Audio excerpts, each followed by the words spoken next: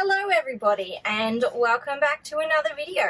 I hope you're enjoying your December. I hope you're enjoying the content I've been spitting out at you, and I hope that you're excited for 2020 and excited for 2019 to finish, because I am. Speaking of ending, I suppose, today's video is a bit of a wrap-up video. You know, instead of the worst plant purchases. Does that even exist? Yeah, probably does. I'm actually going to do a plants I've killed in 2019, because I've killed a few and I don't see people really talking about plants that they kill too often. So today's plan is to, I guess, go over, reflect on the year and on the plants that I have killed. What I'll do is I will tell you how I killed them or why they died. So let's go over my failures for this past year. The first plant I'm going to start with is, without a doubt, the most painful death of this year, and it is my Philodendron Variegated cutting. This was my fault. I was fairly new to the Australian rare plant buy swap sell page. I really wanted a varicosum. Someone posted a cutting for auction. It was a stem. I was too enthusiastic, kind of bid on it, forgot about it, went away, didn't really look into detail at anything, and I won. In hindsight, I never would have bid on it in the first place, because when I say a stem cutting, I mean it was this big. Now that is probably no more than max 5 centimeters wide. It had a tiny little growth point and it had a long, hardened off aerial root. It was all, I guess, brown, not dead brown, but no new white growth or anything. And it I kick myself every time I think of it, because I shouldn't have bought it, and I did. And I got it eventually and opened the box and went, oh, this is much smaller than I thought it was going to be. But that's okay. Stuck it in some damp sphagnum moss. I stuck it in my little indoor greenhouse when I had a tiny little one, and kind of just left it. And it got moldy. It probably grew a fungus, but it got white and fuzzy, and not in the, oh, cute new root white and fuzzy way, in the, this thing has diseases and shouldn't touch any other plant fuzzy. It was not pretty. So still on the hunt for a varicosum if you know of one that is not $300, because I refuse to spend that much. The next plant that I killed is a Colegio zebrina. This was one of the first plants I got. Really dumb. Do not buy a Colegio straight up. Stuck it in a giant pot. It was a big, beautiful plant when I got it, and nothing I did was good enough for it. I gave it a humidity tray. I misted it all the time. I watered it whenever they said to water it.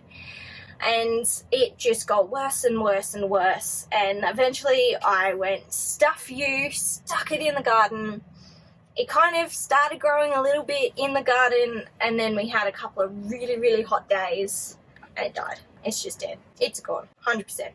Not ever getting it again until I am very, very good at every other plant. The next plant I killed is also a Colegio. It was the pinstripe. You can see that one in my houseplant tour video. It wasn't happy then. Someone actually suggested in the comments that I stop putting my Colegio in terracotta pots. If I still had any, I would try that. But what I then did is, when I was testing out the greenhouse and position in the yard and shade and location and everything, is I stuck that Colegio in the greenhouse, and it got burnt real bad. Other plants that I killed from burning in the greenhouse were a Peperomia golden gate, or an obtusifolia, a Peperomia polybatra I killed. I also killed a ficus ruby, a rubber plant. I killed one of those by putting it in the greenhouse too soon. There was, I just wrote on my list here, Peperomia green with pink edges, Peperomia green with purple edges. They all died in the greenhouse. Other plants that I've killed, there was an Ive, which I think is some sort of like sweet potato vine thing. It was the red one. So there's 3 colors. There's a lime green, there's a dark purple, and there's a red one. And I had the red one, and it was beautiful, and it was growing, and it outgrew its pot, so I repotted it, and then I put it outside to give it more space, and it died. It just died. This is, I guess, something of a theme because I also had a Sansevieria, just a generic snake plant. It was doing 0 things inside, so I stuck it outside, and it died real bad. Same with my Cordyline Red Star. I had it inside. It was very unhappy inside. I have a lot of very happy outside Cordylines. Stuck the Red Star outside. The Red Star died. I had vegetable seedlings. Didn't water them. They died. I had a Pilea peperomioides, and it had a little baby when I bought it, and I separated the baby almost immediately, which I shouldn't have done. The mother plant died, a very slow and sad and painful death, and I had the little baby for the longest time and nothing was happening. And eventually I kind of took it out of its pot and looked at its root system, and the root system was bad. So I stuck it in sphagnum moss, and it did nothing, and then it died. People say they're supposed to be fairly easy to grow. I failed, so there you go. Really sad one, and one that actually wasn't my fault, but kind of was. I had a variegated chain of hearts, and it was really happy, and it was really beautiful. And we got this, like, removable sticky hook things, and we got a ceiling one, and we hung the chain of hearts from the ceiling, and everything was great. And then one night, we heard this crashing noise, and the chain of hearts had fallen off the ceiling. The hook had come out of the bit that it was attached to. The stickers were still good. They stuck, they held, they were fine, but I don't even know how to describe how this thing worked. But it separated, and the chain of hearts fell, and they just didn't recover. That was real sad. I'm real sad about that. Another plant that died was the heartleaf fern. I don't actually know what it's called, but that died real quick. It did not like me. I also killed squiggle fern. I don't really know what it's called, but it had squiggly leaves, and Big W named it as a squiggle fern. I killed that. So far, the only fern I'm really good at is a Boston fern. My Boston fern is amazing if you remember seeing it from my houseplant video. Only 2 more. I killed an Alocasia bambino and an Alocasia Sarian. I ordered these little, like, baby Alocasia. I ordered 2 bambinos and 2, that's the number 3, 2 Sarian, and 1 of each died. And that was very sad. And it's taken me a long time to nurse the other 2 back to health.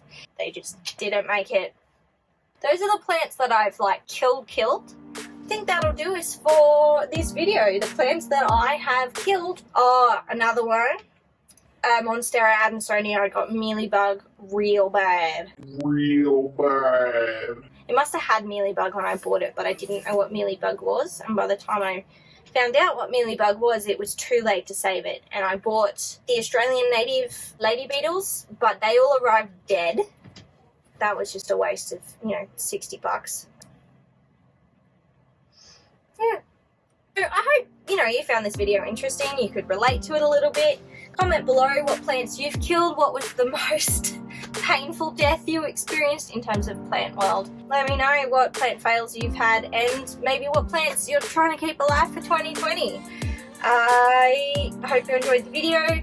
Stick around for next week where we have my top plant purchases of 2019. That's going to be a really hard one.